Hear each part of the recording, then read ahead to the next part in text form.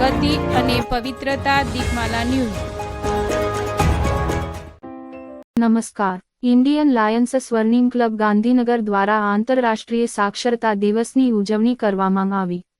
Gandhinagar Indian Lions સ્વર્ણિમ club દ્વારા આંતરરાષ્ટ્રીય સાક્ષરતા દિવસની ઉજવણી કરવામાં આવી, જેમાં દિવ્યરથ ગાંધીનગરના સેક્ટર 24 ખાતે આવેલ છાપરા વિસ્તારમાં મૂકવામાં આવ્યો હતો, જેથી કરી ત્યાંની સેવા વસ્તીમાં રહેતા બાળકોને જ્ઞાન આપવા માટે ક્લબના મેમ્બરો દ્વારા અથાગ પ્રયત્ન કરવામાં આવ્યો હતો। આ કાર્યક્રમમાં ક્લબના નેશનલ ચીફ પેટન હિતેશભાઈ Pandya, national chairman Akshay Thakkar, president સરોજબેન, જોઈન્ટ સેક્રેટરી રાધેશ્યામભાઈ યાદવ, વાઇસ પ્રેસિડન્ટ શ્રીમતી વિમળાબેન યાદવ, પ્રોજેક્ટ ડાયરેક્ટર મહેન્દ્રભાઈ વાઘેલા તેમજ ક્લબના અન્ય સભ્યો હાજર રહી આ કાર્યક્રમને સફળ બનાવ્યો હતો। દીપમાલા ન્યૂઝ કલોલ।